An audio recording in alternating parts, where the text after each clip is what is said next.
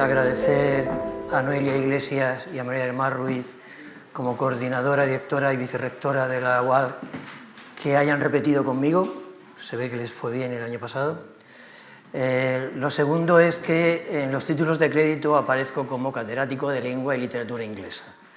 Y en estos momentos de fake qualifications quiero dejar esto muy claro.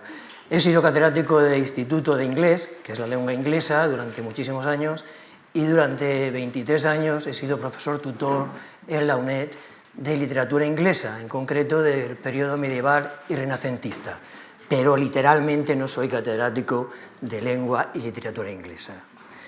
Y lo tercero es que, sin ser especialista en nada, evidentemente, mi campo de trabajo no ha sido el teatro del siglo de oro, ha sido el teatro isabelino, el teatro jacobeo, pero estar al lado de Eduardo y de Arturo era una tentación demasiado fuerte para no aceptarla. Así que perdonadme si en algún momento quedo en evidencia, pero ellos seguro que me van a sacar del aprieto. Muchas gracias. Eduardo Vasco, supongo que cualquier persona relacionada con el mundo del teatro tiene que conocer, y si no, tiene que hacérselo ver. Nace en el 68, un año emblemático, un año en el que en París se hacían cantidad de cosas, y muchas de ellas en teatros, así que puede que estuvieras predestinado. Tiene un currículum dilatadísimo y, como las redes lo muestran, pues yo no lo voy a repetir, pero sí que hay hitos importantes, y uno de ellos es que durante un tiempo fue director del Centro Nacional de Teatro Clásico. Además tiene una formación musical muy importante, y eso es un plus a todo lo que hace. En cuanto a Arturo, bueno, pues por estas cosas de la injusticia, mucha gente no conocerá su nombre, pero es difícil que muchas generaciones no tengan su cara. Arturo es un actor de una larguísima trayectoria, ha hecho muchísimo teatro, ha aparecido en muchísimas series, y si estuviéramos en otro país, pues podría ser un... Bueno, él tiene un currículum shakespeariano que para sí quisieran muchos actores ingleses, pero sería un equivalente pues, a un Ralph Fiennes o a un Kenneth Branagh. Así que, dicho esto... A mí no me ha dicho eso. No, es cierto. Kenneth Branagh porque es más joven y él sería más John Gielgud. Si queréis, os solo. No, John Gielgud, no sé, ya no, tampoco le quieras poner tan mayor, ¿no? Bueno, dicho esto, pues entramos en lo que es la obra que vamos a ver esta noche, que siempre me toca vender algo que nadie ha visto. El año pasado también me ocurrió con La ternura, pero el año pasado yo me sentía un poquito más cómodo. Pero en fin, bueno, más cómodo no, estoy encantado de estar aquí.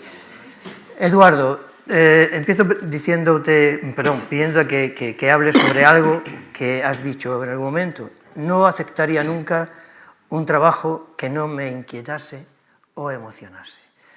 Sitúa en el marco de esta definición o de esta declaración de principios lo que es Rojas Zorrilla, y en concreto Entre bobos anda el juego. Vale. Bueno, esa afirmación es estupenda hasta que deja de serlo. Uno intenta no hacer una serie de cosas, decía Adolfo Marsillac, que tanto sale en estos foros, que uno se define más por lo que no hace que por lo que hace. Ciertamente en esta profesión te llegan muchas propuestas, y los directores pues a veces podemos elegir y otras no. Yo he tenido la suerte de poder elegir siempre, y he visto como muchos compañeros actores, por ejemplo, no han tenido esa posibilidad por cuestiones laborales, evidentemente, y otros sí, con lo cual pues yo en ese sentido sí soy un privilegiado. Tuve deseos de ser autónomo, no legalmente, sino autónomo libre casi, independiente desde muy jovencito, y bueno, pues como mucha otra gente de teatro, pues hice mis empresas y formé mi compañía para hacer exactamente lo que yo quería hacer. Eso quiere decir que he podido elegir los títulos que más me han parecido convenientes en cada momento, sin tener que depender de nadie. Incluso en el periodo de gestión de la compañía, pues mi habitual tozudez y deseo de independencia me llevó a hacer cosas como Viaje del Parnaso, el año en el que el director general me quiso imponer que hiciera una versión del Quijote. Y le dije, no, vamos a hacer Viaje del Parnaso. Y como pasaba, eso era muy curioso, porque todo el mundo me decía, ah, y yo pensaba, no se lo han leído. Y cuando decía, ¿pero qué dices? Yo decía, este sí se lo ha leído. Y ese año, pues decidí no hacerlo, casi contracorriente, y como tantas otras cosas, pero uno tiene que apostar por lo que realmente siente. Trabajar en este oficio de encargo es doloroso. O sea, dedicarte al teatro y no poder hacer el teatro que tú quieres es algo realmente duro. Yo nunca he querido pasar por eso, he preferido no hacer. En este caso, Entre Bobos anda el juego era una tentación desde hace muchos años. Rojas Zorrilla yo creo que es como el aspecto más canalla, lo he dicho en varios sitios del siglo de oro. Tiene esa cosa de haber desaparecido a los 40 años y no saber cómo hubiera desarrollado eso, ¿no? Cómo hubiera desarrollado esa digamos, mirada mucho más terrenal casi, ¿no? Si quieres, de la comedia. Sobre todo de la comedia, porque a mí no me interesa tanto el aspecto trágico, más dramático de su obra. Pero Entre Bobos a la hora del juego tenía muchos componentes. Nosotros, además, somos una compañía, con lo cual también decidimos los títulos en base a lo que podemos hacer. Y en ese caso, pues claro, yo cuando veníamos de hacer El Caballero de Olmedo, estábamos pues yo creo que estrenando El Caballero, yo ya estaba pensando. Y decidí que iba a hacer Entre Bobos y que iba a llamar a José Ramón Iglesias. Porque creo que Entre Bobos anda el juego, pues, en general el género, luego podemos hablar del género, si quieren. Yo creo que el género es prácticamente lo más importante que tienes que tener presente cuando vas a hacer una escenificación del siglo de oro. Es decir, y esto no lo pensaba yo cuando era pequeño, ahora es que he sido pequeño. Pero después se me ha revelado como una anunciación, el género manda. Manda a unos niveles que si no estás en el género naufragas. Y esto lo he visto tantas veces en tantos compañeros y lo he sufrido en mis carnes que yo ahora soy un devoto del género. Para contradecirlo o para seguirlo, pero tengo que tener muy claro que estoy sirviendo al género. En este caso, pues yo creo que estas obras estaban escritas para actores muy concretos. Juan Rana, gente de este pelo, ¿no? Es decir, actores desbordantes. Con lo cual, pues nosotros teníamos a José Ramón, que es un tipo desbordante, y le llamé y le dije, esto lo tienes que hacer tú, porque se trata de hacer seguramente la comedia más abierta que hemos hecho nunca, abierta hacia el espectador.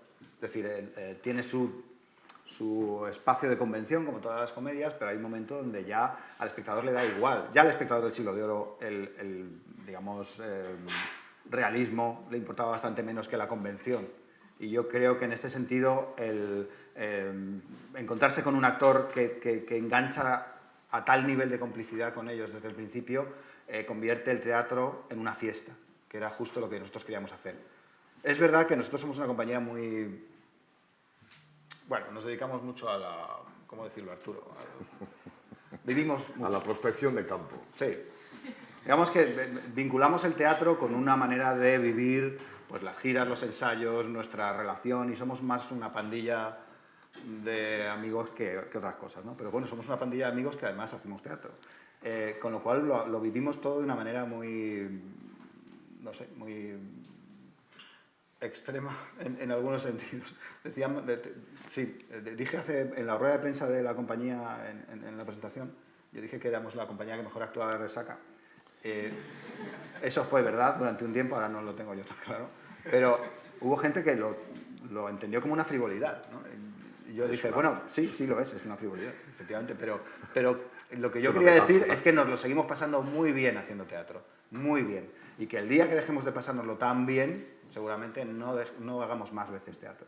Es decir, yo tengo un pie ya fuera del teatro, esto lo tengo que decir en este foro, porque sé que en un momento dado lo voy a dejar, y ese momento va a tener que ver con el momento en el que no disfrute a lo bestia de lo que estoy haciendo, y con la gente con la que lo quiero hacer. Y elegimos Entre Bobos. También queríamos hacer una comedia, habíamos hecho mucho Shakespeare dramático, queríamos hacer una comedia. Ya sé que también es una opción un poco ligera, ¿no? No queremos salvar el mundo, señores, queremos hacer una comedia, divertirnos, hacer que el espectador se lo pase muy bien y quizás que entiendan que sí, bueno, que el dinero manda y que a veces pues hay que sortearlo como uno puede, pero tampoco queríamos transformar el universo. Es decir, que hay ahora esta cosa, en los últimos años, esta ambición, ¿no?, por parte de la gente del teatro y también en el Siglo de Oro, de transformar el mundo, de dar un mensaje político con un punch tremendo, y yo creo que se nos olvida por el camino lo importante. Pasa un poco como cuando trabajas con mucha tecnología en el teatro. Te dedicas tanto a la tecnología que acabas olvidando que lo que estás haciendo es teatro. Así que esto es lo que tenía que decir. No sé si consciente o inconscientemente has definido a vuestra compañía con palabras de Enrique V. We few, we happy few, we a band of friends. Es que Enrique V es muy larga, no hemos pensado todavía en ella. Muy bien. Arturo, ya sé que eres un excelso secundario, pero primero, ¿cómo se lleva esto? Y luego, cuando Eduardo te da secundarios que, por supuesto, casi eclipsan a los protagonistas, como es el caso de Iago en Otelo o Shylock en El Mercader, ¿es una especie de venganza? Yo cuando a veces me llama Eduardo y tal, dice, oye, que tenemos que hablar. Yo, en principio, tiemblo y luego salgo corriendo, porque sé que me viene una del 15.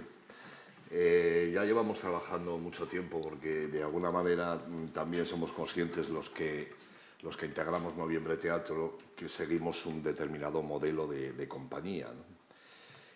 Modelo que prácticamente tiende a desaparecer, si no está ya desaparecida. Creo que somos la única compañía que de alguna manera mantenemos los grandes textos y que está formada por un determinado plantel en el que hay gente que entra y que sale, pero...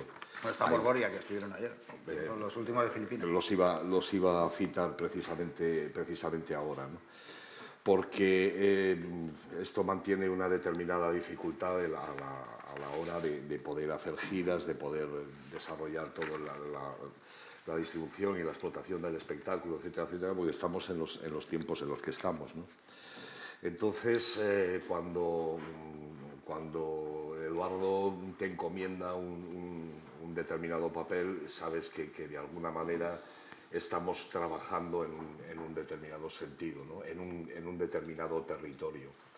Tanto si hacemos Shakespeare, que estuvimos 5 Shakespeare seguidos prácticamente, como ahora que volvimos otra vez al Siglo de Oro, que de alguna manera también habíamos estado vinculados, yo por mi vinculación con la Compañía Nacional del Teatro Clásico anteriormente, y posteriormente cuando en el mandato de Eduardo a la dirección.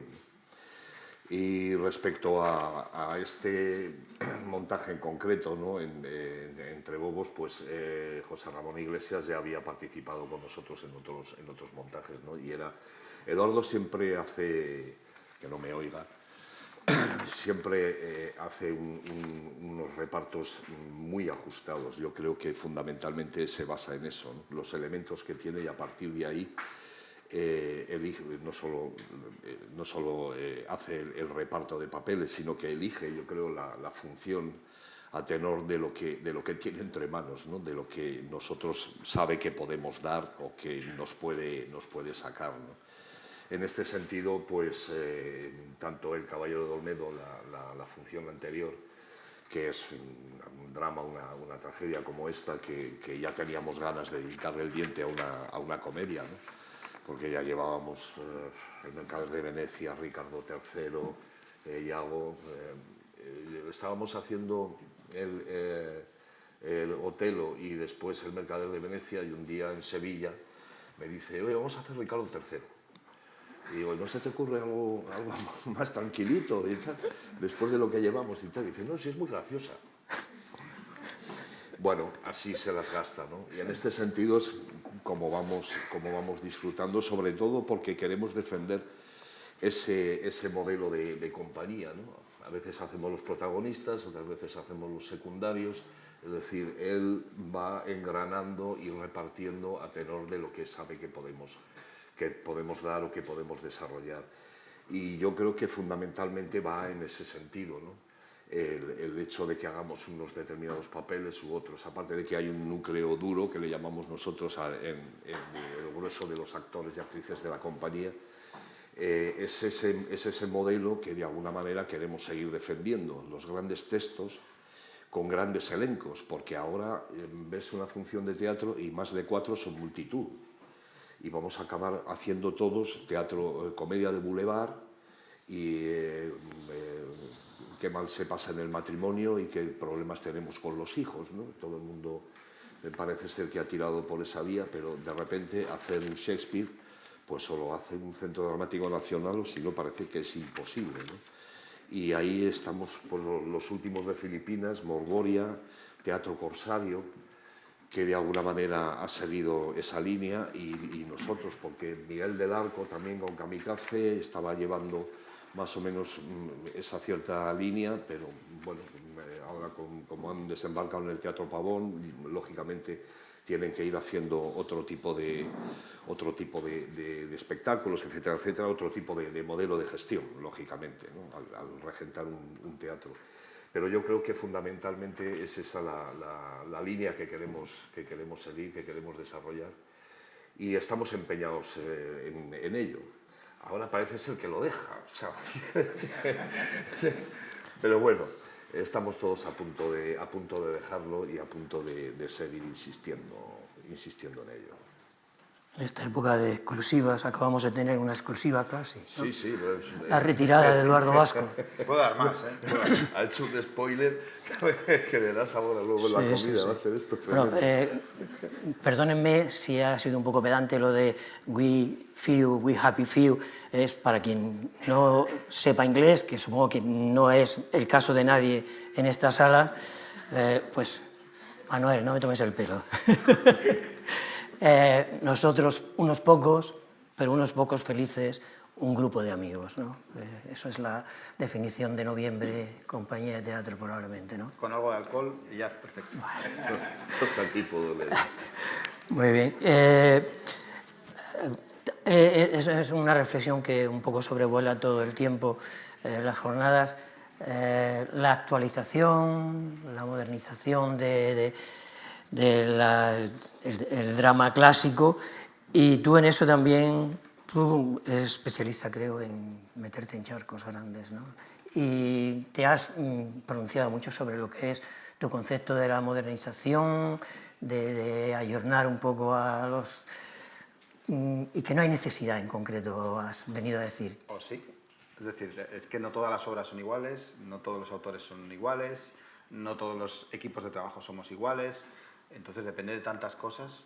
O sea, yo hay veces que estoy haciendo algo y pienso, esta Evangelina no me va a gustar nada. O otras que, bueno, siempre cuento con Mercedes, porque tengo ahí... es decir, ha dicho una cosa antes Duncan muy interesante que tiene que ver con la asiduidad del repertorio. Es decir, nosotros hasta hace poco no habíamos visto muchas Vidas de Sueño ni muchos alcaldes. Ahora que ya lo hemos hecho, podemos empezar a hacer otro tipo de cosas. Yo este reto... Yo acababa de llevar la compañía, llevaba 1 año y pico, y había decidido hacer Don Gil de las Calzas Verdes, y tenía una idea estupenda para hacerlo. Y me la guardé en un cajón y dije, voy a hacer un montaje ortodoxo, porque hace 30 años que no se hace, desde el de Adolfo, no se hace Don Gil de las Calzas Verdes.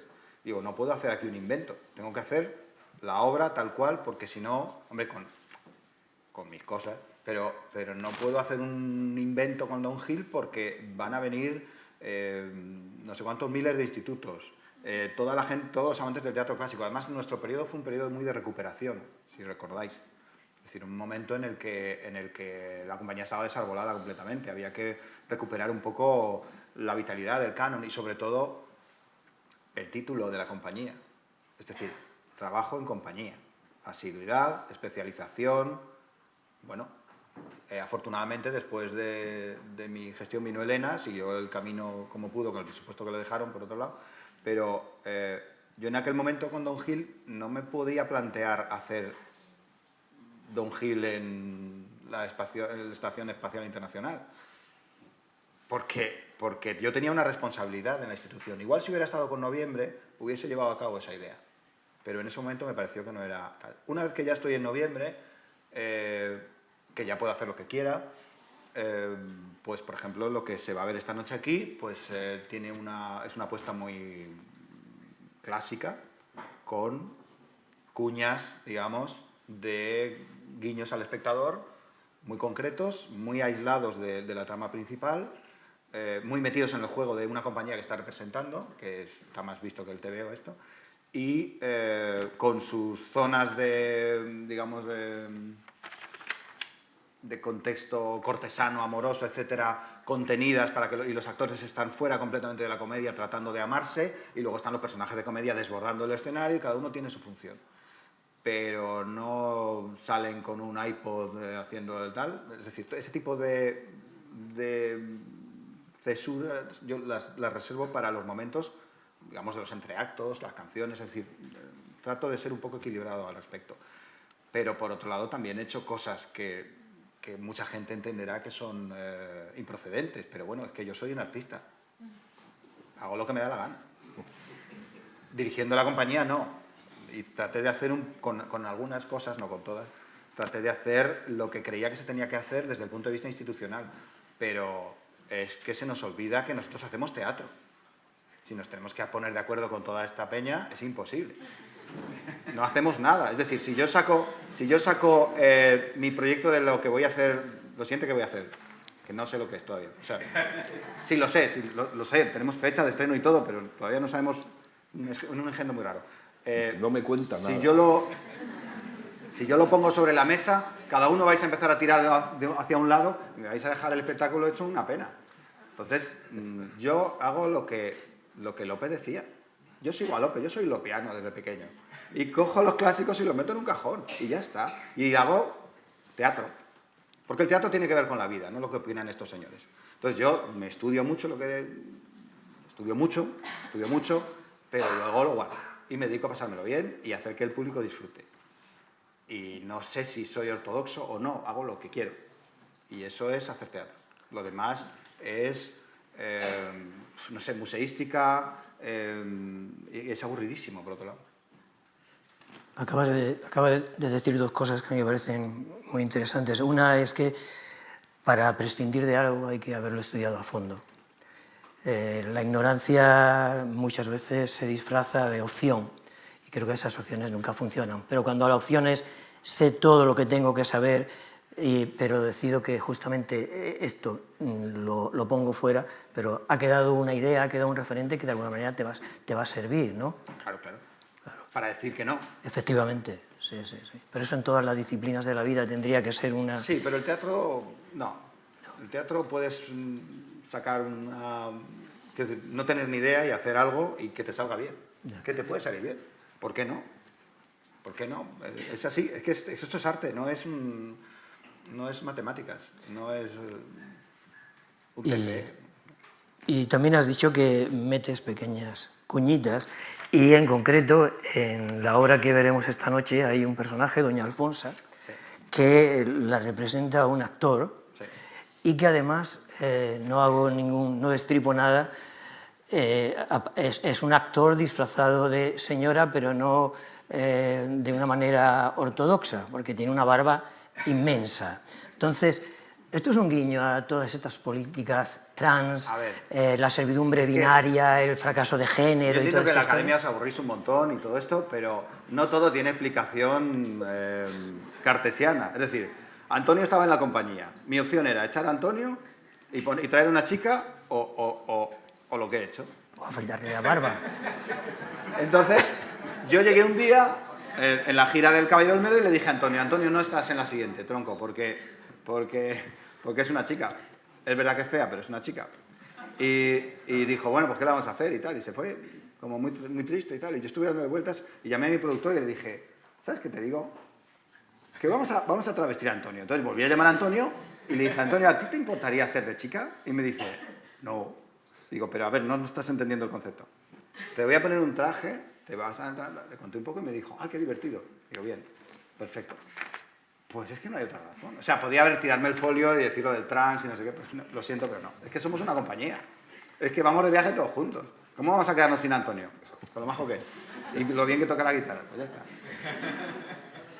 Pero la barba... Pero es que es muy... Bueno, pues alteré un poco los versos de Rojas Zorrilla, ciertamente. Dijo, hay un momento donde dice, he visto una mujer barbuda. Dice otra cosa, pero en el mío dice barbuda. Pero es que tengo a Antonio, ¿qué voy a hacer? Bueno, yo de paso recomiendo un libro fantástico que se llama Fracaso de género, Gender Failure, que va un poco de todo esto, ¿no? Claro, porque luego es verdad que se lee lo que se lee. Es decir, que tiene una lectura, evidentemente, porque todo lo que hacemos tiene una lectura. Cada elección que nosotros hacemos se lee y bueno, semióticos de España. Pero claro, pues es lo que hay. De momento no hemos recibido quejas, ¿no? Tampoco. Todo lo contrario. Y yo le dije, es verdad que yo le dije, Antonio, con esto vas a ligar en gira un montón. Y ahí, pues... Lo convenciste. No está ligando apenas, lo que decir. Arturo, ¿cómo se pasa de Ricardo III a Cabellera? Malamente. No, yo siempre lo entiendo.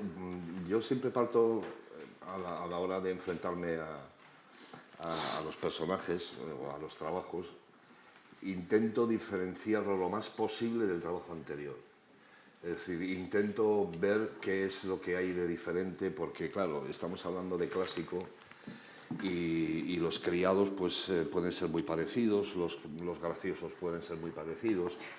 El caballero de fortuna o el segundo caballero que viene, que está a cargo del dinero del hidalgo del otro, el primo que viene de Valladolid, etcétera, etcétera, todos pueden ser bastante similares, ¿no? Y de alguna manera hay que diferenciarlos. Se intenta uno meter en lo que realmente de específico y de diferenciador tiene cada personaje. Y a la hora de enfrentarse a ese trabajo, de alguna manera, componer ese personaje, ¿no? Yo en eso soy muy antiguo, yo compongo los personajes. Luego aplicas el método, yo surgí al teatro con Stanislavski, etcétera, etcétera, pero no vamos a hablar de estos temas técnicos. Y lo empleo siempre o casi siempre, pero es en un punto posterior a que hay un personaje que anda, que respira, que se viste de una determinada manera, que tiene una determinada actitud, que tose o es muy erguido o va con la chepa puesta, etcétera, etcétera. Yo compongo siempre físicamente. Empiezo por ahí y luego ya veremos. Luego ya también hay un momento en los ensayos en los que viene Eduardo y tal y me dice, Querejeta, por ahí no. Entonces yo ya sé que tengo que ir deambulando más o menos por aquí y por allá hasta que pueda prefijar de alguna manera algo que él sabe que ese personaje ya está ahí y que funciona y que es de esa manera. Por ejemplo, un buen día vino al ensayo y tal y nos dijo... Lo dices como si yo no fuera nunca, ¿eh? Un buen día vino al ensayo. Joder. Sí, bueno. ¿Se va a llevar esta gente una impresión? No, pues, generalmente ensayamos nosotros y luego aparece. Gestionamos el vestuario. y tenía algo muy claro, ¿no? Estamos haciendo una comedia. Hay personajes que están en clave de comedia y personajes que están muy de verdad y muy sufriendo lo que está pasando, sobre todo, él lo ha comentado antes, sobre todo los amantes, esos achares que se dan el uno al otro por medio de un malentendido constante que surge en la función. Y por otro lado están esos personajes desbordantes, descacharrantes, que están subidos ahí por encima a la parra. Pero ni unos pueden pasar a lo que hacen otros, ni los otros a lo que hacen los unos. Es decir, cada uno en su sitio. Y no nos acerquemos a la farsa de Salgorda, etcétera, etcétera, sino a esa clave de comedia tan sutil a veces, que en muchos momentos es lo más complicado hacer una comedia en la que todos los resortes vayan funcionando y nadie se escape o transite por sitios por los que no corresponde, ¿no? Y en ese sentido, pues lo mismo te acercas a un Ricardo III, que es el epítome de la maldad, ¿no? Cuando ya veníamos de un Shylock con todas las controversias, los claroscuros que tiene ese personaje, a hacer un Cabellera que es un viva la Virgen. Es maravilloso porque me permite estar tranquilo, fresco, alegre, divertido, sin preocuparme de nada. Simple y llanamente hay que desgranar los versos de Rojas Zorrilla y todo sale, ¿no? Y hacerlo inteligible, claro, por supuesto. Y en ese sentido, pues te permite, Eduardo sabe con quién, por dónde puede llevar a uno y por dónde puede conducir al otro, etcétera, etcétera. Y en ese sentido, pues es un hallazgo en determinados momentos que puedas encontrar cosas de un Ricardo III y cosas de un Cabellera, ¿no? Bueno, ese es el trabajo, eso va en nómina de los actores, o sea, tienes que hacerlo sí o sí, pero siempre te da la posibilidad de transitar o de conducirte por determinados territorios, los más negros y oscuros de un personaje, o los más divertidos, los más alegres e hilarantes, ¿no? Y bueno, en esa especie de mezcla que todos los actores hacemos de lo que somos nosotros mismos y ponerlo al servicio de un personaje, pues te da la posibilidad de transitar por territorios muy, muy diferentes. Y en esas ocasiones en las que Eduardo os visita, ¿es muy intervencionista, poco intervencionista? ¿Cómo es como director, Bueno, Eduardo? iba a decir cuando viene o cuando no viene. Él tiene la idea muy clara. O sea, Eduardo es de tiralíneas. Él cuando llega el primer día de ensayo, lo primero que te dice es la letrita sabida. Y vamos a empezar, ¿no? Y sobre todo en la cabeza tiene el montaje, lo tiene ya. O sea, lo tiene ya. No es eso de vamos a investigar porque esto puede ser por aquí y tal. No, en la cabeza tiene el montaje ya. Luego él se va dando cuenta de que esto pues no funciona tanto como pensaba y tal, bueno, lo típico, lo normal, lo natural. Pero desde el principio, y la mayoría de las veces no le hace falta intervenir, porque sabe perfectísimamente, primero por el reparto y luego porque sabe lo que podemos dar cada uno, ¿no? Y en ese sentido, pues lo que te comentaba antes, ¿no? Que llega un buen día y tal, y te dice, ¿me lo vas a hacer así? ¿O me quieres hacer la escena ya de una vez? Y con eso a veces es más que suficiente, ¿no? No es muy esquemático a la hora de decirte, no tienes que hacer esto, tienes que hacer lo otro. No, yo siempre me he sentido muy, muy libre y muy relajado con él.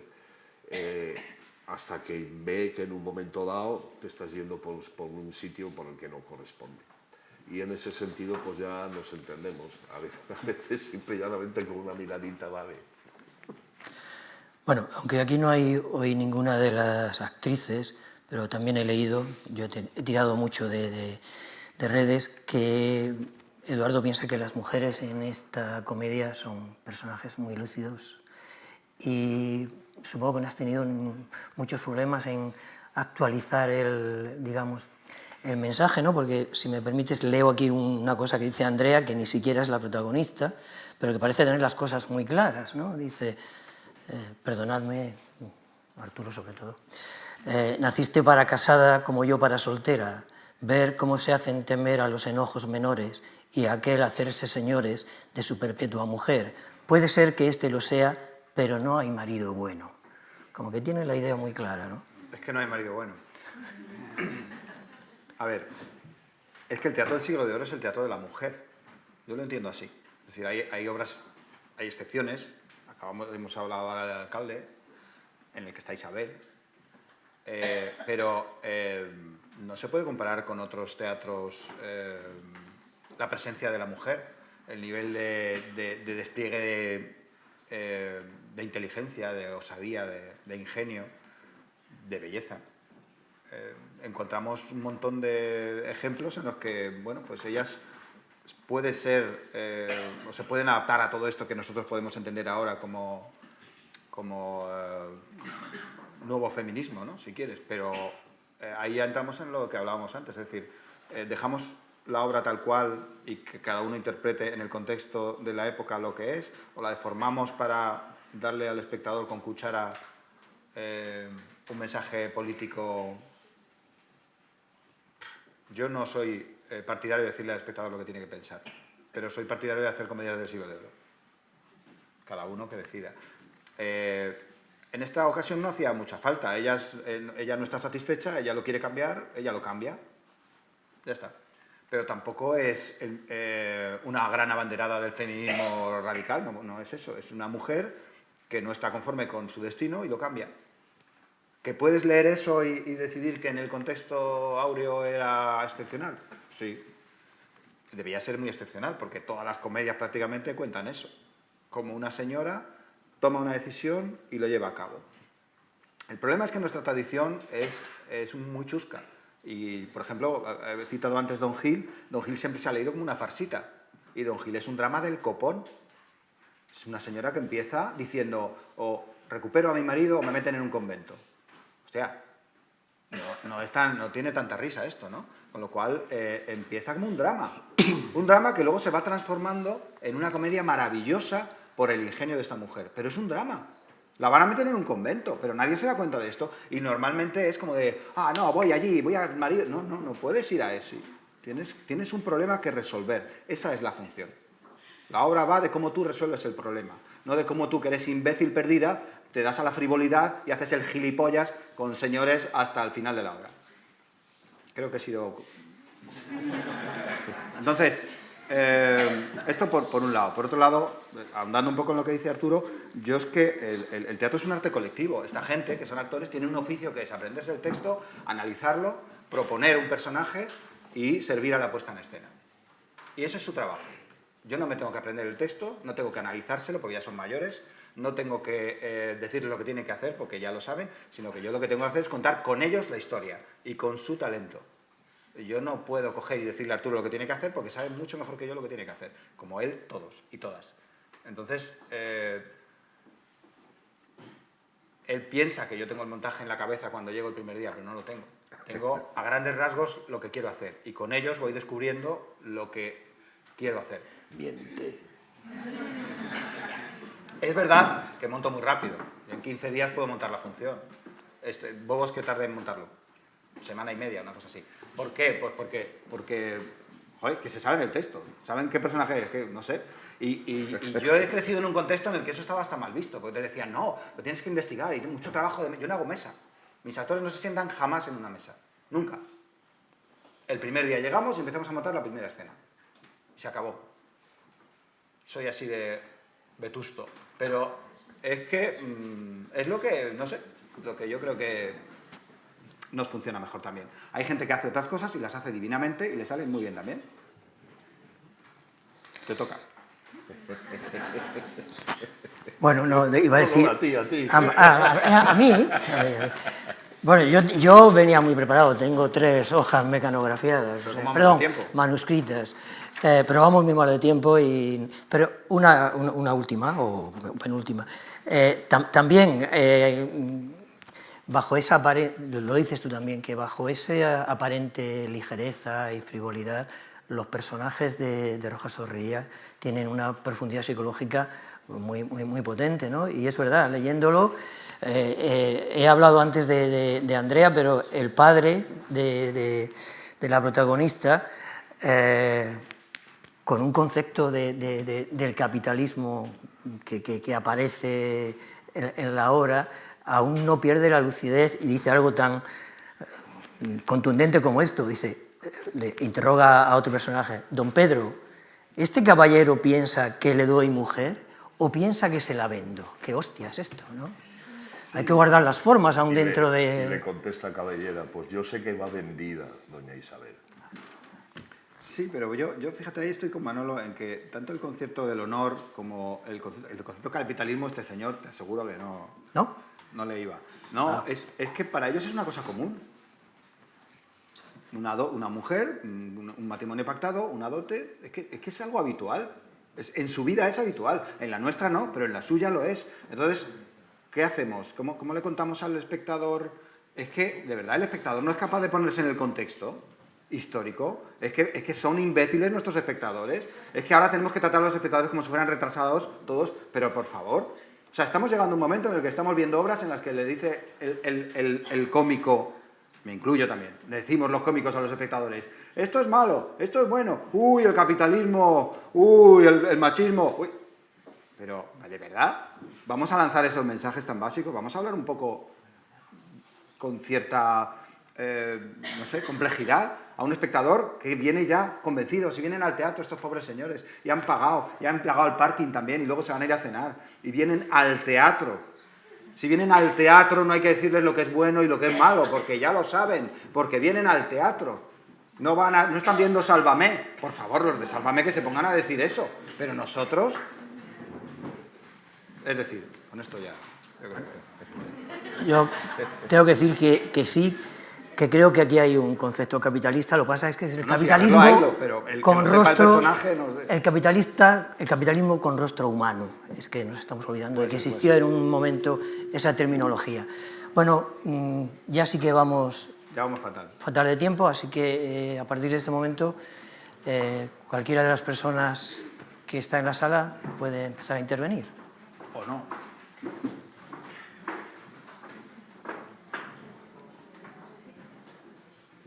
Luciano quería preguntar.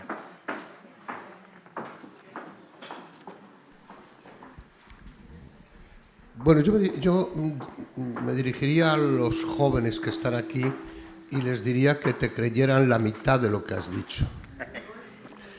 Porque, bueno, tú y Arturo lo sabe exactamente igual. Es decir, esa actitud que tú tienes un poco, digamos, un poco dándole a lo ligero, un poco jugando a lo superficial, a frases hechas, etcétera, eso no es así. Es decir, el último Eduardo que ha intervenido, calentándote un poquito, ese es el Eduardo que hace teatro fundamentalmente, porque el Eduardo anterior del que has estado hablando puede dejar a los estudiantes y a los becarios de este curso una idea que para mí no es cierta. Y yo diría que la razón está fundamentalmente en algo que es tu elección primera con Lope. Es decir, generalmente eso podría parecer que va con tu actitud en principio distendida, etcétera, etcétera, de que no, si yo prácticamente llego, venga, no hacemos mesa, no hacemos esto, no hacemos lo otro, ¿no? El hecho de que elijas a Lope y consigas, como otros directores, naturalmente, con otros actores, un Lope que está muy lejos del Lope ligero comparado con el Calderón habitual, racionalista, más dogmático, etc. El hecho que hayas elegido a Lope y eleves a Lope a esa categoría está indicando hasta qué punto, a lo mejor me equivoco y a lo mejor la idea que has dejado desde el principio es una idea de un director atormentado, etcétera, etcétera. Yo creo que no, y has preferido no hacerlo. En resumen, que sí que es verdad que puedes preparar tus espectáculos con esa especie de tranquilidad, de un poco de facilidad con la que lo cuentas, pero tú eres un tipo racionalista hasta el máximo. Un racionalismo que evidentemente se te nota incluso en los montajes, y se te nota evidentemente que hay cosas concretas como el hecho que has contado de doña Alfonsa, que es muy importante porque sucedía en el Teatro del Siglo de Oro. Claro. Es decir, faltaba un actor, pongo a quien pongo y a ver a quién pongo, ¿eh? Yo me acuerdo que María Profeti hace muchos años hablaba de un documento donde se decía, bueno, no hay ningún niño, pues que el niño lo haga una actriz mayor, que da igual, ¿no? Bueno, no es la misma comparación, pero quiero decir que tú has dicho, bueno, pues que lo haga un hombre, porque está aquí en la compañía, es muy buen actor, etcétera, etcétera.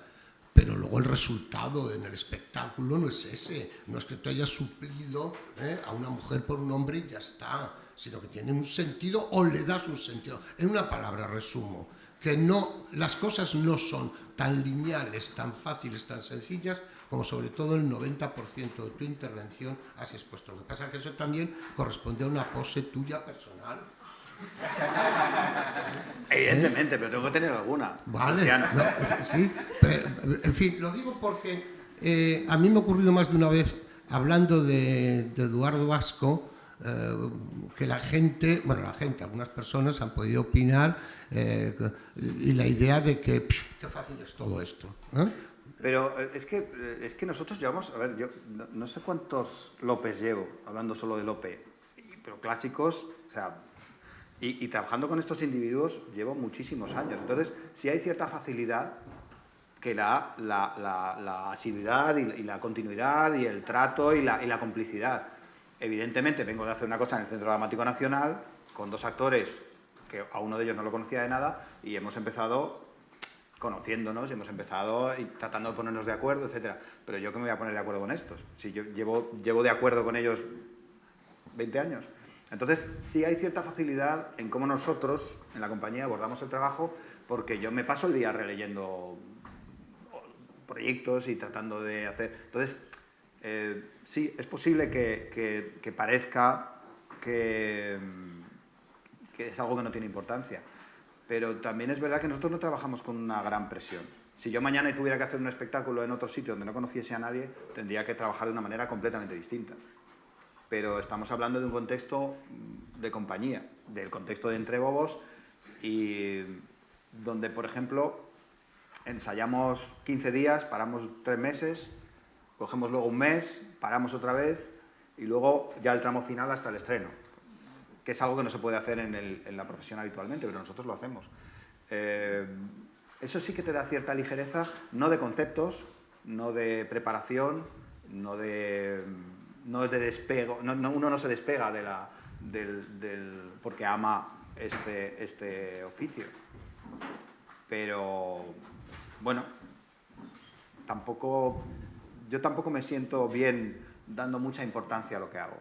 No me parece que yo tenga que decir, bueno, y tuve que estudiar no sé cuánto, y cuando... No me siento bien haciendo eso. Entonces sí, lo que hago es una pose molona, pero realmente es que prefiero vivirlo así. Prefiero no dogmatizar, prefiero no... es decir, yo creo que hay cosas que se dan por supuestas, igual los estudiantes no, pero chicos, no somos así. Somos más, evidentemente, somos gente muy preparada, muy formada, que ama mucho lo que hace, pero en este momento de nuestra vida estamos dedicándonos a otra cosa porque ya hemos hecho todo lo anterior. Es decir, tenemos una trayectoria y tenemos una manera de hacer las cosas. Yo creo que también es un poco abundando en lo que decías, es un poco el haber encontrado un lenguaje común. Llevamos bastante tiempo, etcétera, etcétera, pero es que además, también yendo a lo anterior que he comentado antes, nosotros lo que fundamentalmente el actor tiene que venir estudiado de casa. Es decir, yo no entiendo ya el que te llamen para un proyecto, etcétera, etcétera, y vamos a ver cómo es el autor, vamos a ver la obra, el personaje, cómo se desvía hacia este lado, etcétera, etcétera. El actor tiene que llegar al primer día del ensayo con todo eso sabido. Tenemos que venir estudiados. Por eso, o gracias a eso, de alguna manera, se produce luego un lenguaje común, en el cual hay muchas cosas de las cuales ya no hay que hablar. Yo sé lo que tengo que hacer si me encuentro un encabalgamiento sirremático y me buscaré la vida para saber que ahí hay una dialefa. Sí, pero lo discutimos. Claro. O sea, de repente él toma una opción y yo le digo, no, vamos a probar, no, lo discutimos. Por supuesto, pero yo creo que eso es un trabajo que tiene que venir y eso forma parte de la formación, claro. Porque si no, en cada proyecto habría que estar descubriendo constantemente cómo es el autor, el contexto histórico, etcétera, etcétera. Eso se tiene que tener ya sabido. Y a lo mejor eso permite de alguna manera el tener una postura o una pos a la que se pueda entender que no le damos importancia, ¿no? Pero es que la importancia está en tu casa estudiando. Y yo creo que de ahí pues surge la posibilidad de que en los ensayos lo llevemos con una cierta...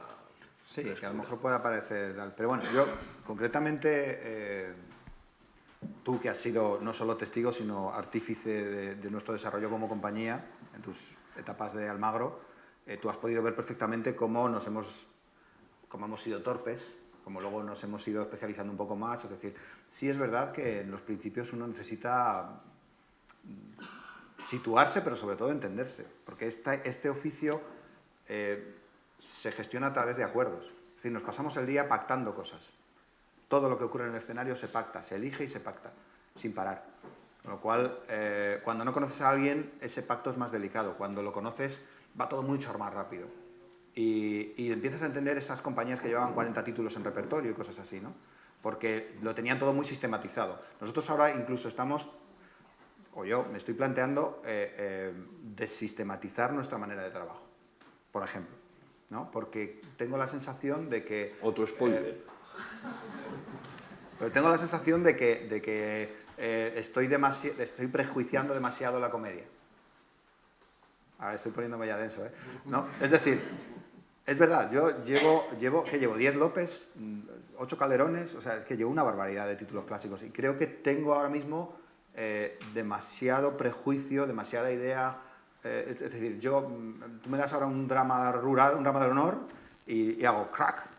Me das una comedia López y hago crack. Y, por ejemplo, por eso fue una de las razones para coger una comedia de figurón. Nunca lo habíamos hecho. ¿Eso quiere decir que ese pie que tienes fuera, quiere decir que estás un poco cansado de eso y que ese pie va a ir por otro lado muy diferente?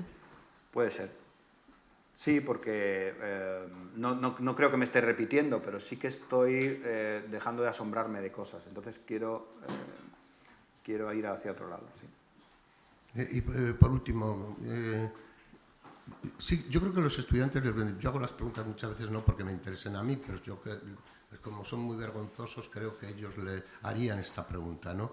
Y yo creo que te preguntarían, tú has sido director de la Compañía Nacional de Teatro Clásico, tú eres director de una compañía privada en la que os estáis jugando el pellejo todos los días, económicamente, etcétera, etcétera. ¿Vale la pena la experiencia de una gestión pública?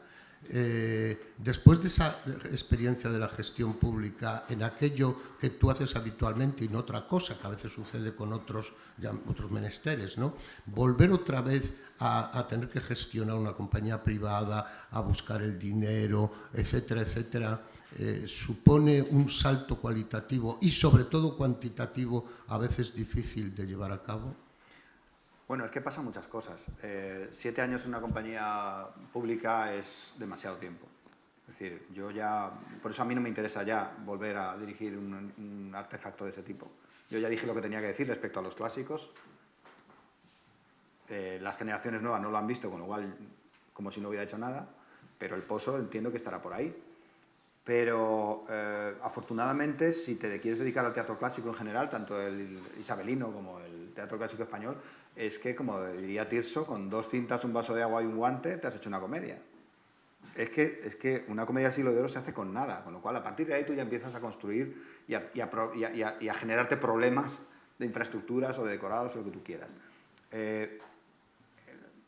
La compañía es un peso que al que ambicione tener poder o tener relevancia, pues igual le puede interesar mucho. Hay un momento donde te cansa terriblemente. Y tú sabes lo que es porque tú estuviste en Almagro. Hay un momento donde empiezas a darte cuenta de que no vas a cambiar nada. Yo, como sabéis muchos, yo hice gestos de gran calado que me costaron mucho, porque antepuse mi ética profesional y personal a mis conveniencias materiales en aquel momento. Y ante un teatro con 900 personas en Buenos Aires y los técnicos desaparecidos, encendí todos los equipos y llevé yo la función. Y lo que pasó ya lo sabéis todos. Eso lo dictó mi ética. Y me costó 2 años de trabajar a la contra en una institución que fueron muy delicados. Pero yo soy así, yo soy eso. Yo creo que el teatro está por encima de ellos y de todo el mundo. O sea, una de las máximas que yo manejo tiene que ver con eso. Es decir, el espectador está sentado, la función se hace. Tú has vivido una experiencia igual, ¿recuerdas Hamlet? Nurita Mencía se rompió la pierna, al día siguiente estaba sustituida y estábamos levantando telón. La sustituimos en 5 horas, una Ofelia. Pero ves como yo creo, para finalizar al cabo, ves como yo creo que tenía razón al principio, porque el Eduardo Vasco que acabas de interpretar no es el Eduardo Vasco que habías interpretado anteriormente. O digamos que es el mismo, pero que se complementan, pero yo no quería que la imagen del Eduardo Vasco que has interpretado al principio fuera la que quedara predominante. Puedo seguir así denso un rato si queréis. Bueno, muchas gracias, Luciano. Un momentito nada más. ¿Alguien más quiere intervenir? Manolo, está por ahí. No. Perdón, Manuel. No, yo solamente remarcar algo que ha quedado muy claro entre las intervenciones de los dos, que es que el estudio de la comedia es un estudio completo, con la defensa de cada personaje, con la defensa de cada situación, y no fijándose solamente en una frase, en una escena, para a partir de ahí intentar que toda la obra vaya al servicio de esa escena. Es decir, yo creo que, y en todos tus trabajos se nota, es decir, cada personaje defiende o cada actor defiende su personaje, y tiene sus razones y tiene sus verdades, y de ahí es de donde sale el conflicto. Y yo creo que esto es una de las cosas que hay que alabaros más en todos los trabajos que venís haciendo a lo largo de tiempo y que yo ya me conozco, ¿no? Y es que, es decir, nadie se emperra en intentar dar un único mensaje que es más actual que de entonces a través de algo que se dice, a lo mejor ocasionalmente en una escena, ¿no? Ese estudio completo de la obra, con sus crestas y sus valles, yo creo que es lo mejor que tenéis en ello, y a mí por lo menos es lo que más me gusta de toda la compañía de Noviembre Teatro. Pues muchas gracias. ¿Tenemos ya cosas? ¿Algo más? Te pregunto sobre Omar. Que somos Omar. Vale. ¿Te pregunto o no? Hola, buenos días. Yo que os quería preguntar que por qué escogisteis a Rojas Zorrilla o si os daba miedo, en el sentido de que en el canon literario está más, yo creo, relegado porque siempre se le da más importancia a Calderón, a Tirso, a Lope de Vega, o si lo descubristeis a partir del proyecto de investigación de la Universidad de Castilla-La Mancha. Yo lo leí de pequeño. Es decir, es que descubrir a Rojas Zorrilla, si no lo has leído con 25, andas fatal. Si no te has leído La vida de Soña con 15, andas fatal.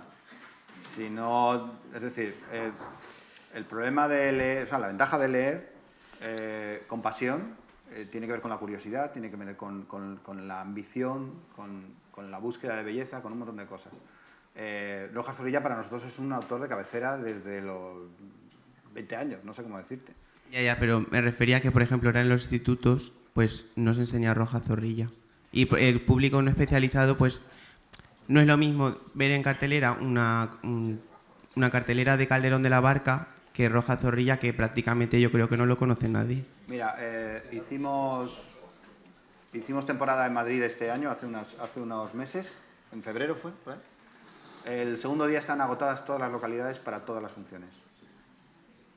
Ha habido otros espectáculos de Calderón, de Lope, que no han llenado.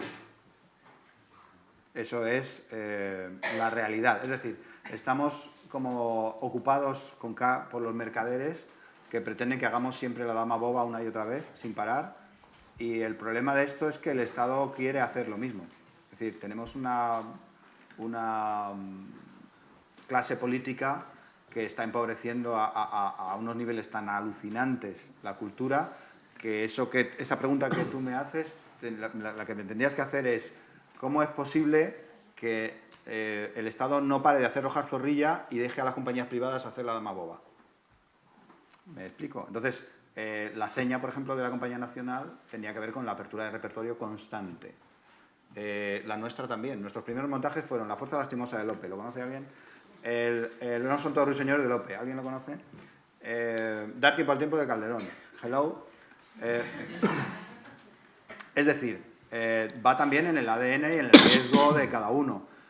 ¿Rojas Zorrilla es un actor secundario? ¿Y quién ha dicho eso? Hace poco oí a la directora máxima de la cultura de este país decir que la Compañía Nacional no era una compañía de autor. Pues que venga y que me lo explique. No hay otra compañía más de autor en el teatro español que la Compañía Nacional, históricamente. Entonces, todo este tipo de cosas, de lo que es secundario, de lo que no es secundario, si no tuviéramos a Lope, Tirso y Calderón, Rojas Zorrilla sería nuestro gran autor, seguramente. con Vélez de Avara, con Guillem de Castro quizás. Pero somos España, nos sobran los poetas, ¿qué hacemos ahí? Vamos, venga. Ya, si no lo digo que no lo fuera en su época, me refería a cómo ha sido tratado después o... Pues es que hay que arriesgarse. Nosotros nos hemos arriesgado y nos ha salido bien, pero ha habido otros que no les ha salido bien. Entonces, yo creo que el tema es cómo haces llegar a la gente a eso, más que cómo llegas tú, ¿no? En nuestro caso, creo que la difusión, bueno, pues está yendo por los mejores cauces que hay. El cauce del Teatro de la Comedia, las giras, etc. Pero una comedia de sofá con 3 famosos de la tele va a vender 70 bolos más que nosotros, o 80. Eso es así, porque a los ayuntamientos les da igual, no sé. En fin, ya estamos hablando de cosas feas. Despide esto. No, yo le pido a Noelia un par de minutos.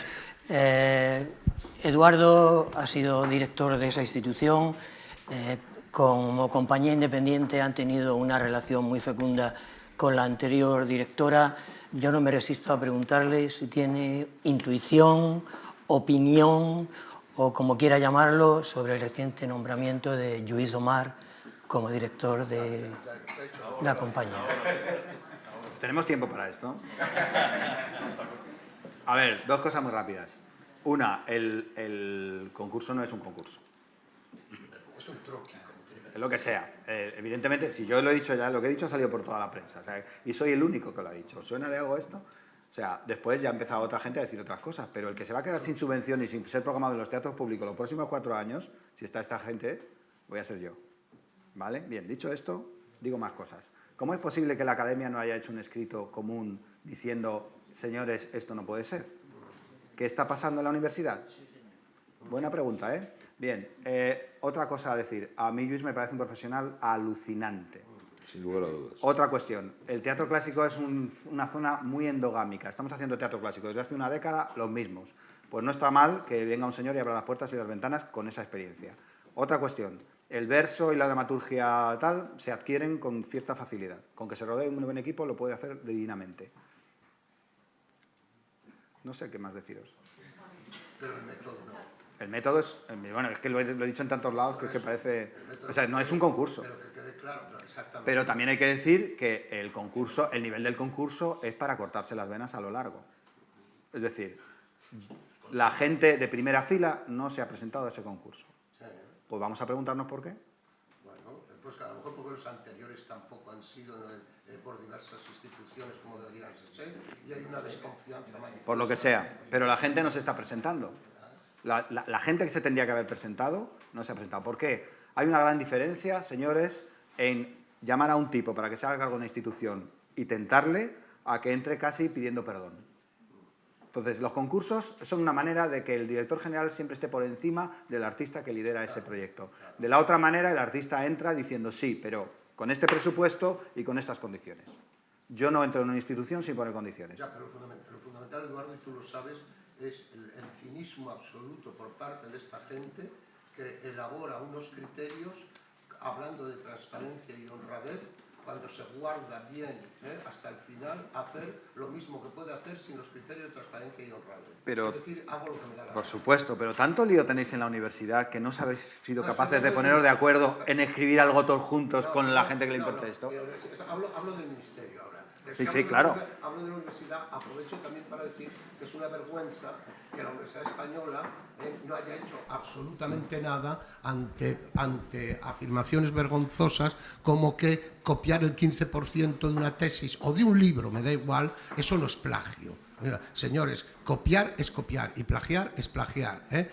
La universidad tampoco se ha movido, tienes razón, y el rector de la Universidad de Lleida al único que salió es a justificar a todos sus colegas en un acto absolutamente impresentable y de endogamia y nada más.